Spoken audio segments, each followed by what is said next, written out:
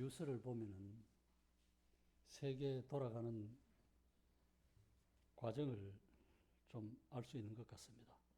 우리는 그 믿는 성도들은 하나님의 자녀로서 하나님께서 이스라엘 백성들에게 말씀해 주셨듯이 신약에서도 제사장 나라가 될 것을 말씀해 주고 있습니다. 그래서 우리는 누구나 하나님 앞에 와서 예배드리고 경배드리는 신분적인 자격을 획득한 것이 하나님을 믿는 자녀들입니다. 근데 이제 세상 사람들을 잘못 알기를 이래 보면은 제사장 나라와 좀 다르게 이래 행하는 것들이 있는데 그것은 분명히 성경 말씀에 위배되는 삶이고 그리스도인들이 그러한 삶을 살아서는 안 된다는 것을 말씀해 주고 있습니다. 그 성경에 보면은 구약 성경에 보면은 많은 흥망성쇠한 나라들이 나옵니다. 제일 먼저 아시리아가 나오고 아수르.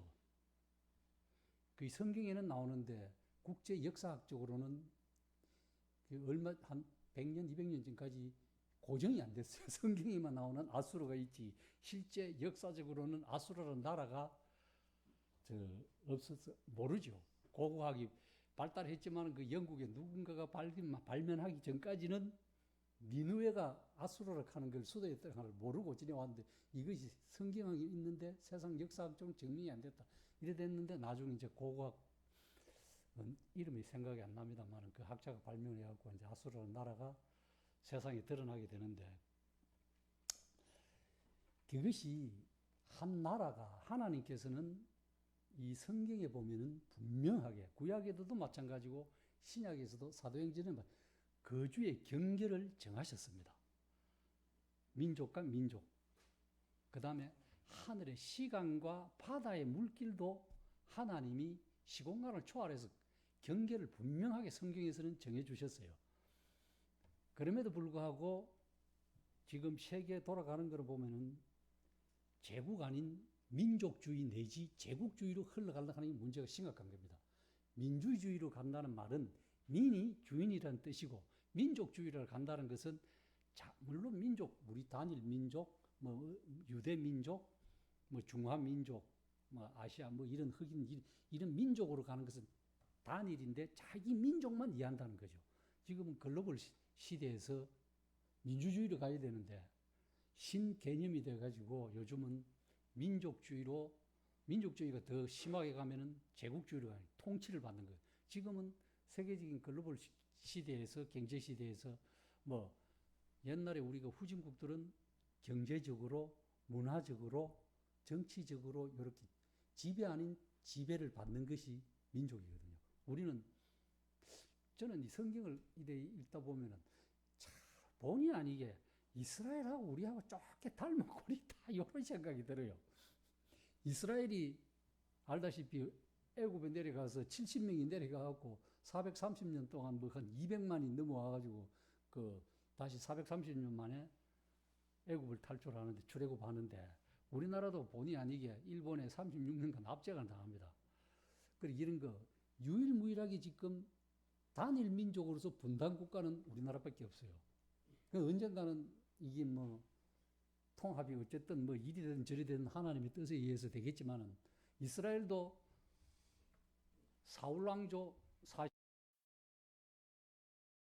120년 동안은 단일 왕조로서 120년이 되는데 솔로몬 이후에 그 아들 르호보암 때에 하나님의 뜻에 안 맞는 물론 그 과정에 뭐 여러 가지 과정이 있습니다만 좌우전 그때서부터 분열 왕국 북이스라엘 남유다 이렇게 해서 200년 거의 한 500년 가까이 역사가 일어나면서 이제 망하게 되죠. 유일하게 그 아시리아가 북이스라엘을 망했는데 예루살렘 성은 공격 못 합니다.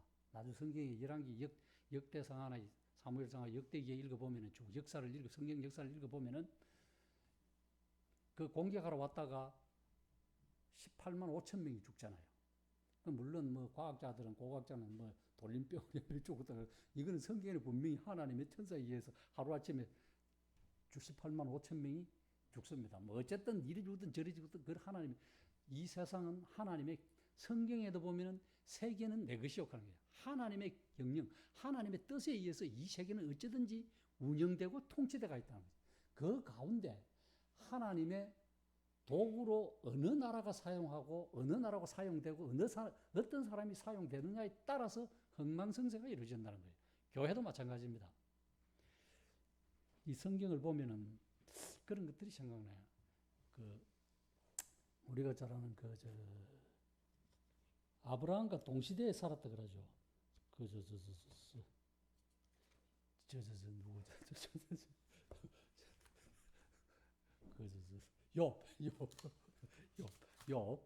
욥을 보면은 그런 생각이 납니다. 성경에 보면은 욥이 욥기 1장에 한번 보겠습니다. 참 욥이 훌륭한 사람이죠.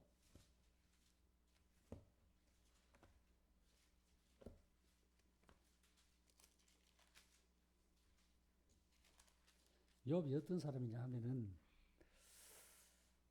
욥은 참 이래 영적인 암흑기에 살았던 어떤 시기에 살았던 참 훌륭한 사람입니다. 욥이 하나님에 대한 놀라운 일의 지식이 있고 참 자녀들이 참 잘못될까봐 밤낮 죄하러 자녀들을 위해서 기도하고 훈계하는 욥을 볼 수 있는데 여기서 하나님께서 욥을 뭐렇게 했냐면 이렇게 표현해 주고 있습니다.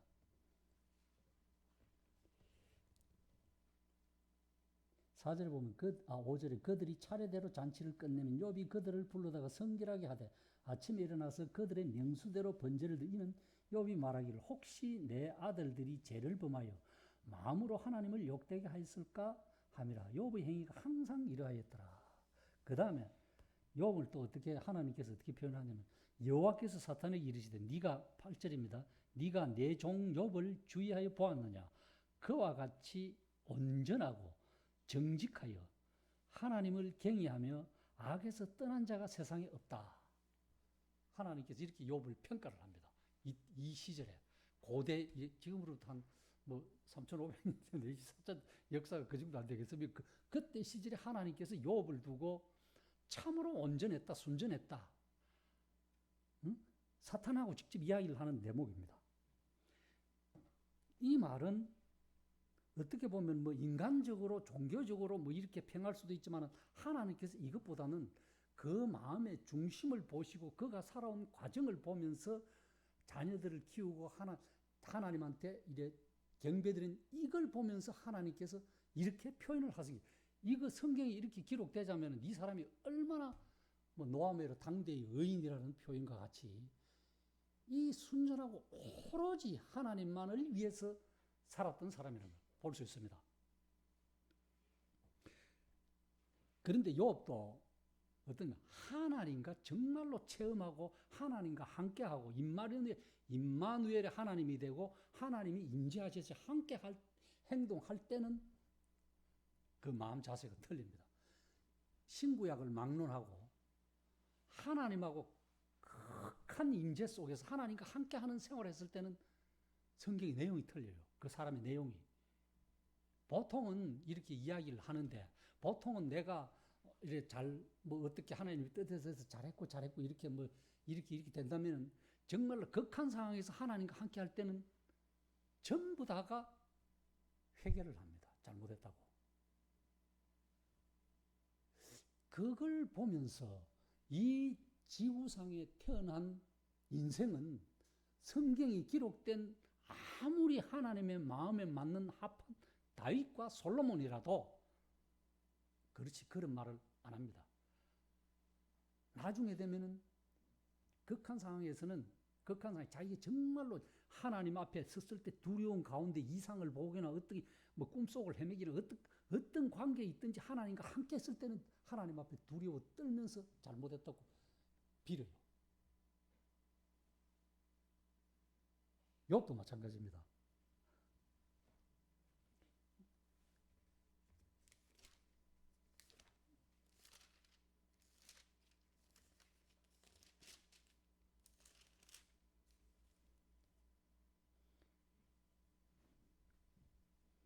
욥기 33장에 제가 읽어드릴게요. 욥기 33장 4절에 보면 하나님의 영이 나를 지으셨고 전능자의 기운이 나를 살리시느니라.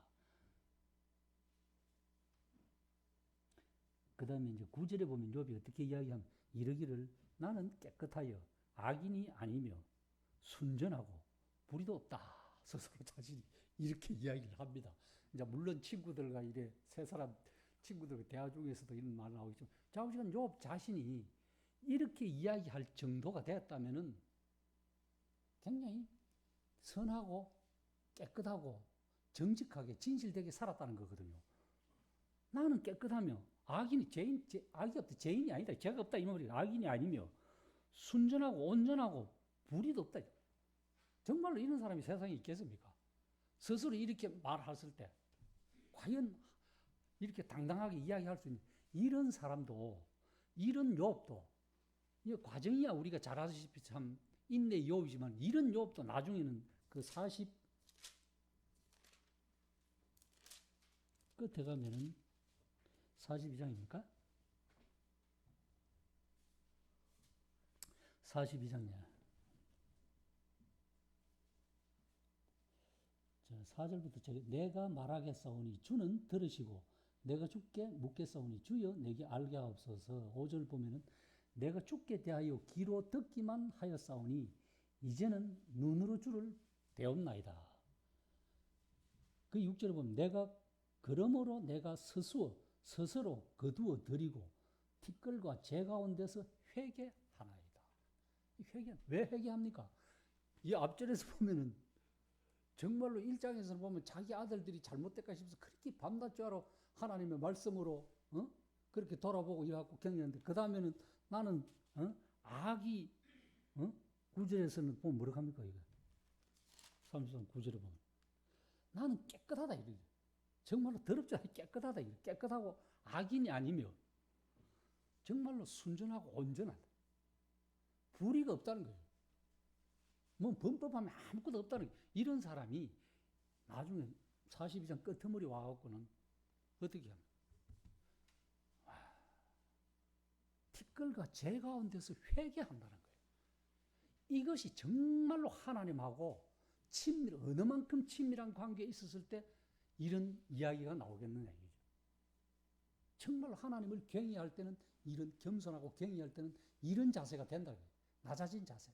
자기를 완전히 버리는 자세가 이거예요. 우리나라에 안희숙 있습니까? 그 책 쓴 거. 죽으면 죽으리라도 하는 사람 안희숙 씨가 쓴 게인가.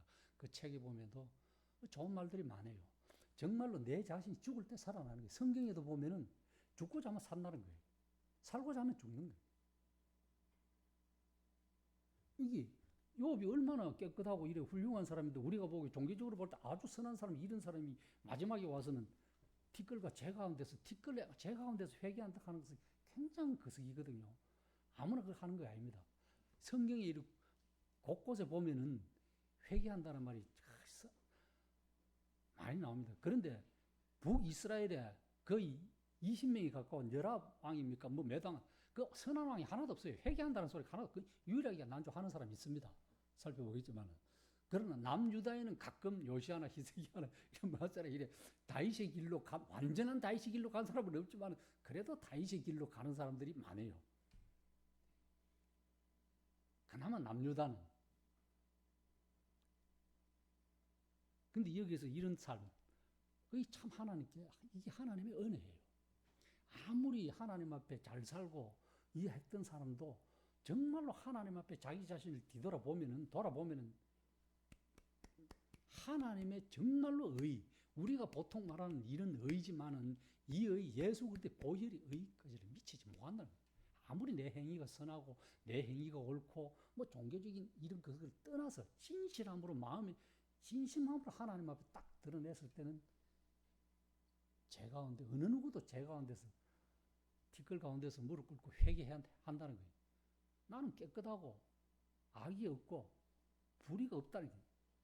이런 자신만만한 말을 할 수 있는 성경이 기록될 때는 욥이었지만은 나중에는 회개한다. 그래서 나중에는 마지막에는 꽃배기로 더 축복을 받잖아요. 이것이 복의 비결입니다. 이것이 하나님과 임재하는 비결이에요. 그랬을 때 복에 복을 더하지 받는 그런 은총을 받는 겁니다.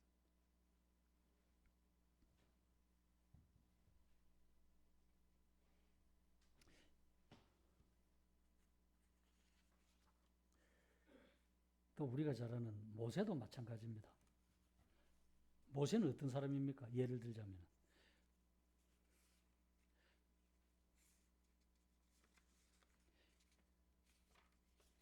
모세도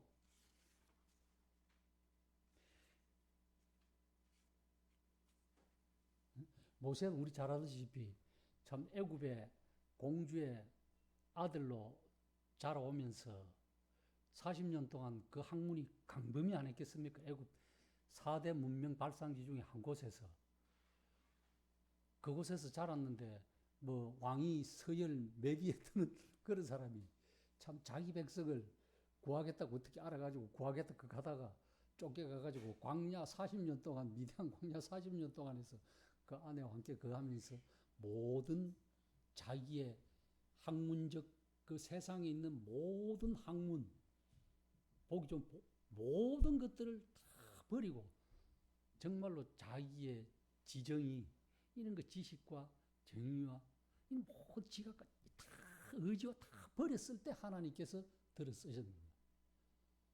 다시 애굽으로 오잖아요. 세상 돌아와서. 그래서 지도자가 되어서 또 그 잘못함으로 인해서 우리가 잘 아시다시피 무슨 비스가산 꼭대기만 올라가서 저 가나안만 그 바라보는 그 광경만 보고 가나안에 못 들어가잖아요. 그것도 한두 번 잘못 때문에 그렇잖아요. 바위를 말하면 해야 되는데 괜히 그 바위를 지파위로 치가지고 참 모세를 통해서 까딱 잘못했으면 이스라엘 역사가 바뀔 수도 있었습니다. 모세가 그때 하나님 말대로 내가 너를 백성 삼겠다. 아이고 좋습니다. 나로 백성 삼으셨겠으면 하나님께서 어떻게 했으나 모르겠지만은 자우저 아닙니다. 이 백성을 그대로 또 딛고 나와서 죽이면 세상이 도로 비웃음 사고 그 생각하시면서 아닙니다 하고 기도 안 되게 다시 이 백성 됐지만 하나님께서 너로 내 백성을 삼겠다 이렇게 했을 때 정말로 모세가 아이고 예 그성하지만은 인간 같으면 저 같으면 그렇게 했어. 아이고 예 죄송하지만 저를 좀 뭐 크게 해주십시오. 위에 사람이 생각할 때는 어떻게 생각하나 모르겠습니다만 하나님께서는 그 모세의 그런 자세 때문에 하나님의 사용하는 큰 그릇으로 사용했다는 거죠. 이스라엘을 다루기 위해서는 아시리아 여러 왕들을 역대 왕들을 통해서 몽둥이로 이스라엘을 다스렸어요. 도구로 사용한 겁니다. 잘못했을 때. 그런데 우리가 참으로 하나님 앞에 자세가 자기 자신을 비우고 낮췄을 때만이 들어 쓰는 겁니다. 교회도 마찬가지예요. 모든 성도들이 이런 자세가 되었을 때 교회는 부흥을 가져옵니다. 우리가 잘 아는 침례 요한 있잖아요. 주님 가만 먼저 몇 개월 왔지만은 그는 소리예요. 말씀이 아니고 소리입니다. 그냥. 그는 흥하해갖고 나는 새하여. 그 문자 그대로 영적으로든 실제적으로든 그는 새했어요. 그 요한은 그랬잖아요. 주님의 신, 운동한 끈, 이거 뭐 신들매도 운동한 끈 풀기도 감당치 못한다. 아주 낮은 자세로 그렇게. 성경에 보면은 그 나오잖아요. 이 세상에서 성경이 기록되기를 여자가 낳은 자 중에서 요한보다 큰 이가 없다는 그런 주님 칭찬을 했어요. 그럼에도 불구하고 요한 자신은 주님이 이 땅에 왔을 때 복음을 전할 때 실제 요한의 제자가 있는 중에서 오실 거이가 그인가 그 가봐라 물어보라 했고 그 실제 두 사람이 예수님 요한을 떠나가잖아요. 떠나가고 실제 그는 자기 자신 자체도 새해야지 간 거예요. 영적으로는 새해야지 간 것이 아니라 모든 것을 자기는 광야에서 외치는 자의 전도하는 먼저 험난한 길을 예비하는 자에 불과했다는 거죠. 그것을 자기 소임을 다 마쳤을 때는 자기는 그냥 뒤안길로 가고 자기보다 뒤에 오신 구세주를 드러내고 흥하는 삶이다.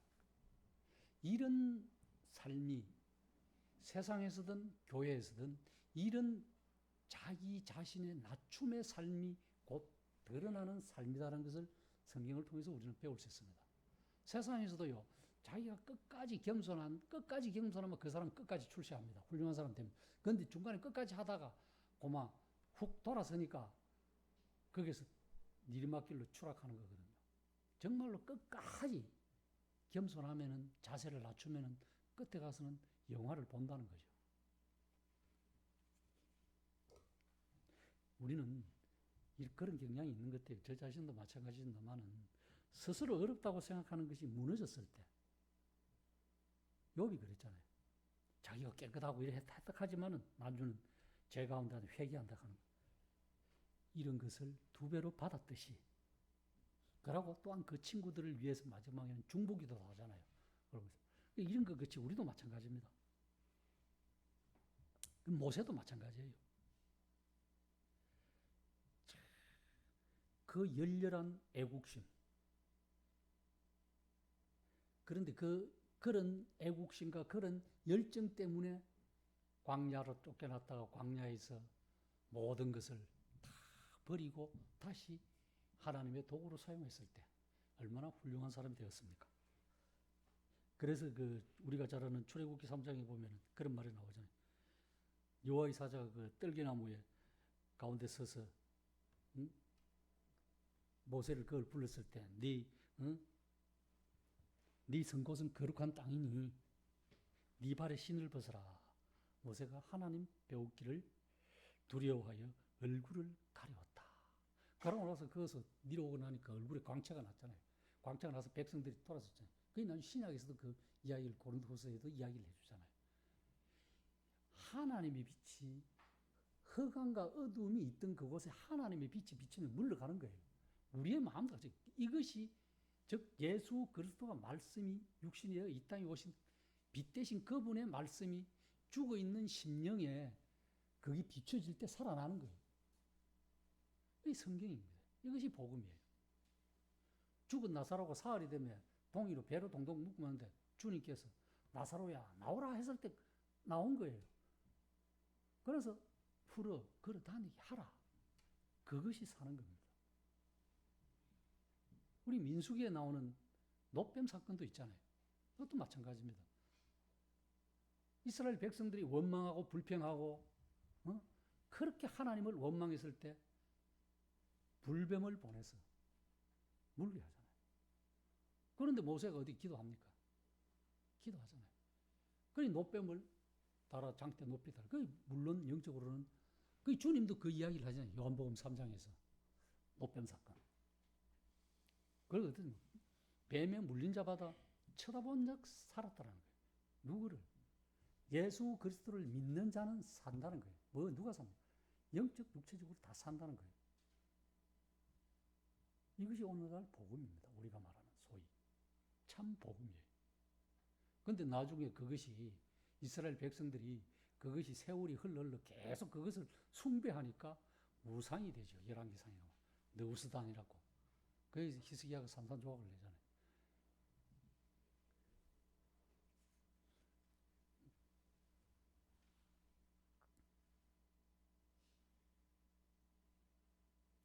그 모세가 참 자기의 배운 학문과 이런 거로 혈기왕성했을 때 하나님은 안 씁니다. 모든 것을 상실하고 모든 것을 버렸을 때 하나님이 엄청난 사역을 감당할 수 있는 능력을 모세에게 주신 것이죠. 우리도 마찬가지고 교회도 마찬가지입니다.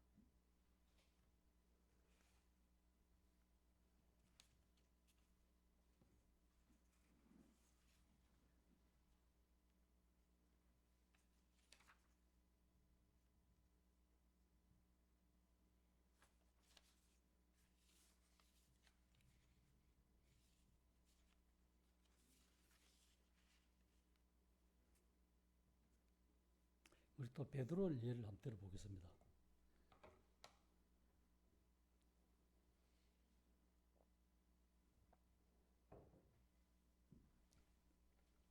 베드로가 제자들이 주님을 다 버리고 이제 물고기 잡으러 갔잖아요. 몇몇 우들 제자들 같이 데리고 좀 우리 고기 잡으러 가자 하면서 밤에 맞도록 거물을 던지서 고기 한 마리도 못 잡잖아요. 그 주님이 나타나서 오른쪽인가 왼쪽에 뭐 던지를 한 게 153마리가 잡히잖아요. 그물이 찢어질 만큼 고기를 잡잖아요. 이걸 보면서 뭘 느낍니까? 우리의 삶 속에도 마찬가지인 것 같아요. 뭐 내가 이거 하다가 안 되면은 참 이걸 하러 가고, 우리는 이미 주님을 내 마음에 받아들인 이상 떠날래야 떠날 수가 없습니다. 주님이 절대로 버리지 않는다 했어요. 우리 마음에 들어오신 주님이 스스로 우리를 버리고 성령께서 날 버리고 우리 육체를 성전 삼아 우리 마음에 계신 성령 하나님께서, 주님께서, 삼일체 주님께서 우리를 스스로 버리고 떠나지는 않습니다. 그런데 우리가 육체의 소욕이 강해가지고 성령을 거스리면서까지, 거스리는 줄도 모르잖아요. 그걸 알면 안 거스리고 따라갈 건데, 그걸 모르니까 자기 마음대로, 내 마음대로 산다는 것은 내 육체의 향락, 기분에 따라서 산다는 거예요. 그렇게 살자면 성경을 첫째 안 읽는다는 거예요. 성경을 읽어야만이 그런 삶을 안 산다는 거예요. 왜? 성경에는 보면 그렇게 살지 말라고 하는 말씀들이 계속해서 이어져 나오기 때문에 구약이나 신약에서 계속 나온다. 구약의 것은 우리가 예를 들면 돼요. 신약에서 그걸 거울로 보라는 거죠. 거울을 보고 때가 묻었으면 닦고, 먼지가 묻으면 씻어내고, 뭐 거름이 묻으면 털어내고 이래야 되는데 그걸 안 한다는 거죠. 안 하니까 자꾸 마음이 무디어져 간다는 거죠. 마음이 무디어져 간다는 것은 외식한다는 거죠. 외식한다는 건 뭡니까? 성경을 읽을 때 지식과 머리로만 알고 가슴으로 뜨거운 열정을 주님께 열정을 안 품으니까 그것이 그 머리만 알고 지식만 한다는 거예요. 일반 신학생들 말로. 그냥 공부하는 지식이에요. 메마르다는 거죠. 건조하다는 거죠. 주님도 그랬잖아요. 엠마오로 가는 두 제자가 같이 가면서도 몰라서 뭔가 모르고 이랬을 때 주님께서 그걸 풀어주니 마음이 뜨겁지, 영안에 눈을 열어 마음이 뜨겁지 아니하더냐는 거예요. 영적인 마음. 그냥 학문 배우듯이 배우면은 아무것도 모르죠. 그냥 지식이에요. 그냥 산 지식입니다. 영적인 산 지식이 아니라 그냥 세상적인 지식이에요. 그러니 아무도 구원받는 자가 없고 소경을 인도하는 겁니다. 소위 말해 성경에서 이야기하는 것이 영적으로.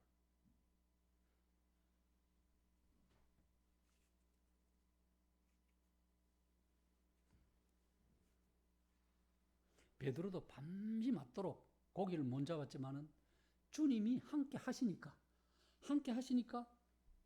그 말씀에 의지하여 내가 그물을 던지네. 그러니까 고기가 막 몸끈 올릴 정도로 잡았잖아요. 그 중에 뭐 좋은 고기, 나쁜 고기, 뭐 이슬람 없으나 모르겠습니다만 잡잖아요. 어쨌든 주님의 말씀에 의지해서 내가 주님의 말씀에 순종해서 거기에 따라서 살아갔더니 이렇게 흥하게 되었더라. 많이 잡았더라는 거죠. 많이 잡았으면 팔았으면 돈 많이 안 벌었겠습니까? 기정사실이잖아요. 고기 154마리 팔면은 그 어떤 고기인 거 몰라도 갈릴리 바닷가에 뭐 돈 벌었잖아요. 맞잖아요. 뭐 그 고기를 뭐 153마리 혼자 다 먹겠습니까? 제자들끼리 팔아도 몇 상자가 되면 돈이, 우리 지금 환산해도 돈이 뭐 어떤 고기는 물론 좋은 고기를 쳐서 보통 고기를 치더라도 뭐 돈이 몇백만 원 안 되겠습니까? 경매를 넘기더라도 돈 버는 거예요. 그럼 세상적으로 마찬가지입니다. 우리가 주님을 의지해서 세상을 의지해서 내가 살아가는 것이 아니라 주님을 의지해서 세상을 살아갈 때 153마리 고기 잡듯이 어떤 것도 잡을 수 있고 나한테 올 수 있는 은혜의 복이 된다는 거죠. 그것이 성경에서 아브라함을 통해 주신 복이에요. 창세기 우리 12장에 보면은 아브라함을 통해서 복을 준다고 그랬잖아요. 그럼 그 복의 통로가 되는 거예요. 결국은 누구 때문에 그랬어요?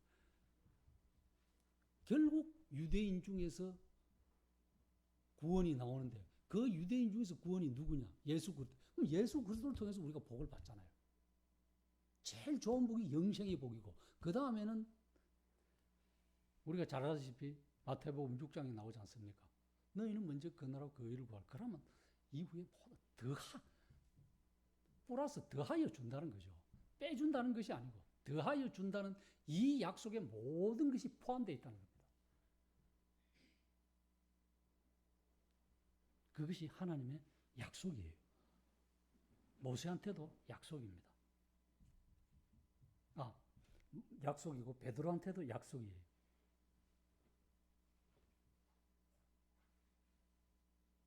그래서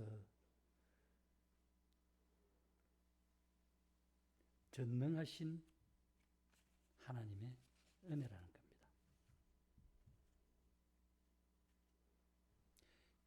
우리가 잘 아는 성경에 보면 베드로가 참 어떤 삶을 살았는고 잘 알지 않습니까? 3년 반 동안 따라다니지만은 참 범부에 지나지 않는, 참 어부에 지나지 않는, 학문이 없는 이런 사람이었지만은 나중에는 어쨌든 과정을 거치고 나서는 사도행전에 보면은 설교하니까, 말씀을 전하니까 몇천 명씩 구원받는 놀라운 역사가 일어나는 하나님의 도구로 크게 쓰임받는 사람이 됩니다. 이것이 결국은 정말로 주님과 함께 했다는, 주님과 함께 하고 따라다니기도 아무것도 몰랐어요. 그저 성적만 내고 막 감정만 앞세우고 감정만 앞세워가지고 막 주님 죽이려고 하니까 막 칼 들고 옆에 칼 들고 말고 기나 베고 막 이렇게 막 하던 사람이 정말로 주님하고 만났을 때 자기 자신을, 자기의 자아와 모든 것을 버렸을 때 하나님이 훌륭한 하나님의 도구로 사용하는 것을 성경은 역사적으로 우리에게 가르쳐주고 있습니다.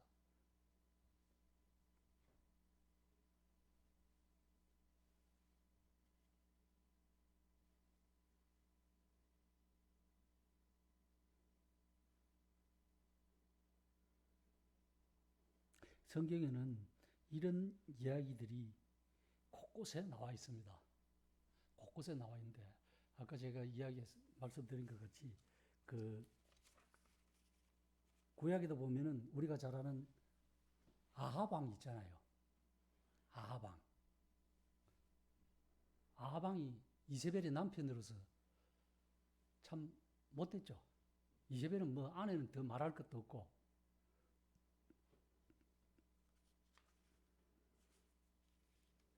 그런데 거기 한번 봅시다. 열왕기 상인가.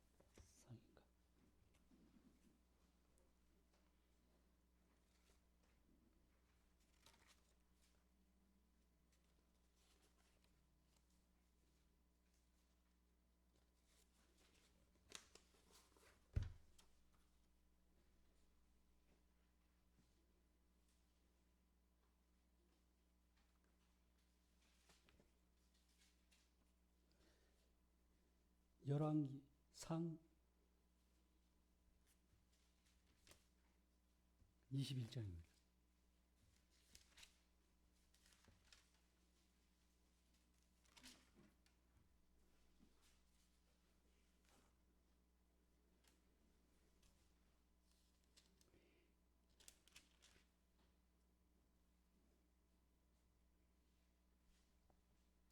여기서 21장 다 읽으면 좋지만은 여기 보면은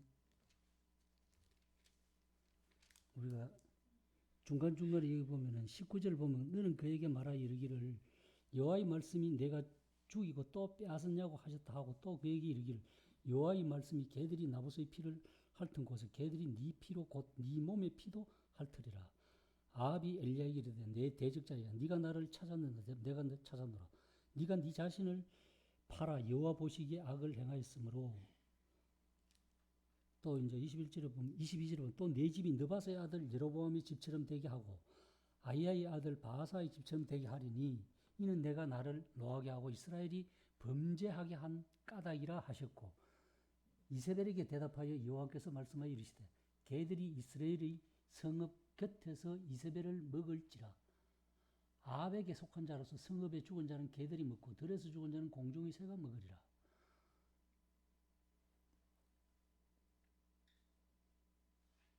그 다음 26절 그가 여호와께서 이스라엘 자손 앞에서 쫓아내신 아모리 사람의 모든 행함같이 우상에게 복종하여 심히 가증하게 행하였더라.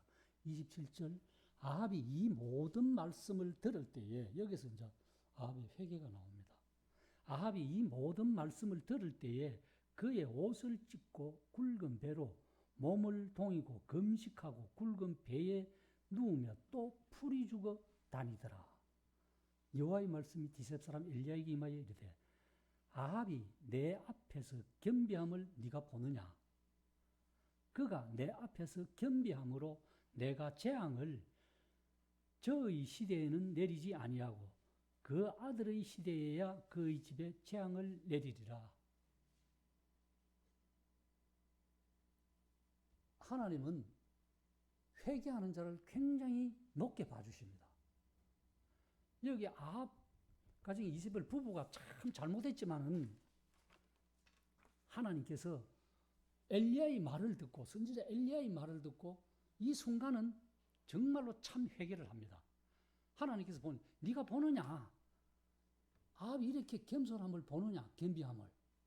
그런데 내가 네 때는 재앙을 안 내리고 네 아들이 그럼 아들 되는 사람도 똑바로 크면은 하나님 앞에 회개하면은 하나님께서 아들 때 또 그 내리겠습니까? 저는 안 내린다고 봅니다. 당사자도 하나님께서 용서해 주시고 네 아들들 물론 다음에 이 역사를 보면은 재앙을 만나요. 만나는데 그 아들도 재앙 오기 전에 자기 아버지가 한 것 같이 범죄 안 하고 회개했다면은 계속 그 악은 뒤로 미뤄져 갈 거예요. 그게 성경이 가르쳐주는 내용입니다. 그런데 사람들은 안 그래요. 물론 이게 다른 쪽으로 성경 말씀을 가고 매도하자면은 사용하자면은 당신이 범죄지면 분명히 재앙받고 징계받습니다. 그럼 하나님 앞에 기도하면은 당신 때에는 안 받겠지만 당신 아들 때에는 그 영향을 미칩니다. 이 말이잖아요. 성경은. 그런데 반대로가 아니지. 그 아들이 이 말씀을 들은 그 아들들이 하나님 앞에 올바로 산다면 하나님께서 그 아들들에게 징계를 내리겠습니까? 안 내린다고 봅니다. 저는. 왜? 회개하고 겸비한 자세로 더 낮은 자세로 하나님의 말씀에 순종하여 살아가는데 자기 부친이 그런 행동을 해도 회개했을 때 용서해 주는 하나님께서 그 자녀가 올바로 하나님 말씀에 살아가는데 어떻게 징계 내리겠습니까? 그러면 불평부당하잖아요. 아버지 때문에 내가 왜 맞아주고 아버지 때문에 내가 왜 징계받아? 그 인간적으로 하면 억울하잖아요. 그러나 그걸 억울하게 생각할 것이 아니라 아버지가 이래서 했으니 나는 아버지보다 더 잘 살아야지. 더 어렵게 살아야지. 이런 마음 자세로 하나님 앞에 품고 살아간다면 하나님께서 어떻게 징계를 내리시겠냐 이거죠. 계속 그런 식으로. 선한 영적 유산이 내려가야 된다.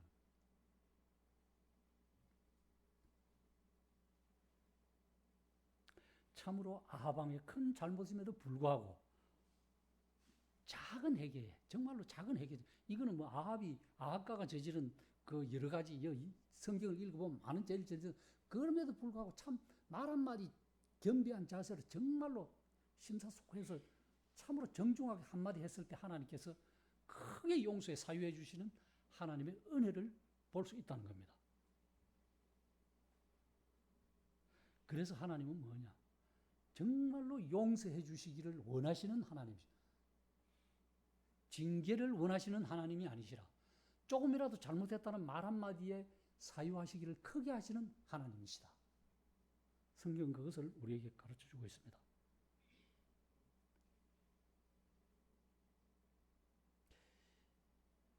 우리가 이거는 성경이 곳곳에서 나와 있잖아요. 요나서에서도 보면 그렇잖아요. 요나가 뭐 큰 고기 뱃속에 들어가 앉아서 니느웨 성으로 가라 함께 그 아시리아에 되네. 아시리아 수도에 가서 어떻게 하라 그러니까 제일 처음에는 안 가잖아요. 그래서 결국 고기 뱃속에 들어가잖아요. 그랬을 때 하나님께서 요나에게 물으면 그 성에 누가 있느냐? 좌우를 분별치 못하고 짐승도 많지만은 12만 5천 명이야. 약 12만 명이 있다는 거예요. 그 생명을 굉장히 귀중하게 여긴다는 하나님. 요나는 시도치 않게 그렇게 이야기를 해요. 그러나 하나님은 크게 사용하는 겁니다. 요나서 3장 9절에서 10절에 보면 하나님이 뜻을 돌이키고 그 진노를 그치사 우리가 멸망하지 않게 하리라 이런 말씀은 그렇지 않은 줄 누가 알겠느냐 이 말이죠. 악한 길에서 돌이켜서 떠난 것을 보시고 하나님의 뜻을 돌이키시사 그들에게 내리라고 한 재앙을 내리지 않았더라. 이것이 요나서의 내용입니다. 아합도 마찬가지잖아요. 뭐 이 돌이키지 않잖아요. 순간 잘못된 것에 대해서 정말로 내가 잘못했구나 이렇게 했을 때 하나님께서 이 회개를 보시고 용서해 주셨다는 거죠. 이것이 하나님의 정말로 놀라운 은혜입니다. 그래서 우리는 저는 그렇게 생각합니다. 이 말씀을 목사 여러 가지를 정말로 하나님의 그 깊은 교제 속에 함께 했을 때 내 모든 정말로 더러운 것과 비참한 것, 수치와 부끄러움이 드러났을 때 그것이 나한테 유익하다는 거예요. 성경적으로 보면. 그것을 성경적으로 봐갖고 감추려고 그러면은 물론 사람에게 감춰지겠죠. 감춰집니다. 사람에게는. 그러나 하나님 앞에 드러나는 거예요. 언젠가는. 그 만약에 하나님 앞에 가서 분명히 우리가 스스로 이 땅에서 성도로 살아온 삶을 하나님 앞에 내 자신이 스스로 직구하려는 것이 성경에 나와요. 그리고 몸으로 행한 대로 보응하고 갚아주신다는 것이 하나님의 말씀이에요. 그럼 언젠가 이 땅에서는 아니지만은 그럼 하나님 앞에 우리가 심판 때 심판이 아니고 배마 상급에 가서 뭐 쭉 책선한 금배로 영상 것이 누구 말 맞더라 영상을 쭉 돌려보기지만 얼마 여기서 차라리 한 번 부끄러움 당하고 수치심 당하고 하나님 당당하고 가서는 게 낫지. 여기서는 정말로 깨끗한 척 이렇게 하고 살고 있다가 그 나라에 가서 오만 여기서도 잘 알지도 못하는 사람 그 앞에 가서 수치와 부끄러움을 당하는 것보다 더 낫지 않습니까? 안 그렇습니까? 우리 이 땅에서 성도 몇 명 모르잖아요. 태국 지역 성도 몇 명 거기서 한 번 부끄러움 당하는 게 낫지. 정말로 그 하나님 앞에 갔을 때는 5만 성도가 다 있는데 거기 가서 부끄러움 당하는 게 낫겠습니까? 한번 생각해 보면.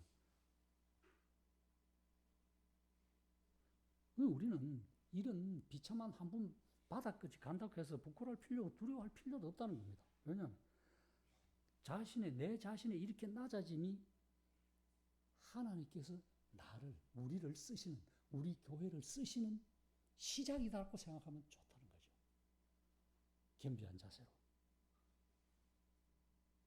우리의 거룩함 안에서, 우리 교회의 거룩함 안에서, 우리 자신의 거룩함 안에서 진일보하고 하나님께서 가장 쓰임받기를 마음 깊은 곳에서 우리 교회가 우리 개인적으로 쓰임받기를 소원한다면 하나님의 우리와 함께 임재하셔서 우리와 함께 모든 것을 성취해 나갈 줄 믿습니다. 우리가 이런 결과들을 받아들이고 하나님 앞에 겸비할 때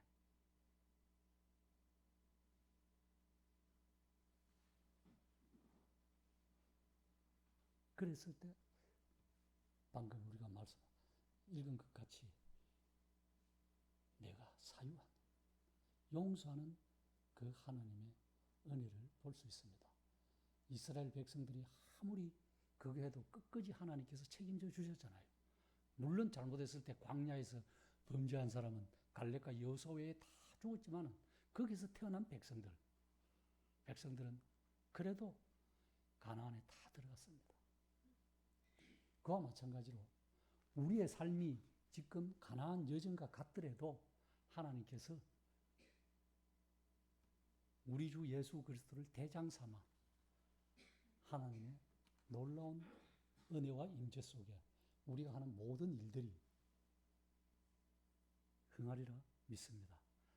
우리의 삶이, 우리 교회의 삶이 정말로 중흥교회 같이 중흥하기를 우리 모두 다 마음으로 소망하고 있지 않습니까? 이스라엘 백성들이 그 여리고 성을 함락했을 때 그 정말로 튼튼하고 그 근동에 소문이 났지만은 그 이스라엘 백성들이 한 건 뭐 있어요? 정말로 그 12지파가 법궤를 앞세워 대오를 딱 질서정연하게 대오를 지어 그 성 한 바퀴에서 매일 한 바퀴에서 돌아온 것밖에 더 있습니까? 그럼 마지막에 뭐 깽가르치고 가음 지르는 것밖에 더 있어요? 하나님이 그렇게 하는 게 그래 한 것밖에 없어요. 자기 의의를 내세우고 이리 가자 저리 가자 어떻게 하자 저렇게 하자 한 거 아무것도 없습니다. 그냥 매일 한 바퀴씩 돌다가 마지막에 니 7바퀴 돌고 하나님 앞에 찬양 불러라. 그랬을 때 뭐 성이 폭삭 무너졌죠. 그래서 살아남은 사람 누굽니까? 그래도 그 성경에 기록된 네 여자 중에 좀 이름 별로 안 좋지만 기생이라는 타이틀이 붙지만 그래도 하나님께서 그 가정을 유대 예수님이 족보에 올리는 아름다운 가정으로 세운 거예요. 그거 뭐 때문에 그렇습니까? 정탐꾼 숨겨준 거예요. 그 주님을 믿는 사람 함께 해준 거란 말입니다. 그걸 다른 사람 세상 사람 숨겨준 게 아니고 그거 하나 때문에 하나님께서 그렇게 그 족보에 올려주신 거예요. 뭐 다른 거 한 거 뭐 있습니까? 아무것도 없잖아요. 기생 나비 뭐 한 거 있습니까? 아무것도 없어요. 성경 기록은 물론 뭐 그 뒤에 뭐 있는 거 없는 건 모르겠지만 성경 기록은 아무것도 없습니다. 단지 정탐꾼 두 사람 섬겨준 것밖에 없어요. 우리도 마찬가지입니다. 우리의 삶 속에서도 세상에서 그런 성경에 나오는 아름다운 삶이 되면 좋겠습니다. 그랬을 때 정말로 아까 같은 이런 잘못됨이 있어도 회개했을 때 용서해주는 사유해주시는 하나님, 그 하나님 앞에 하루하루 감사하는 생활이 되기를 바랍니다.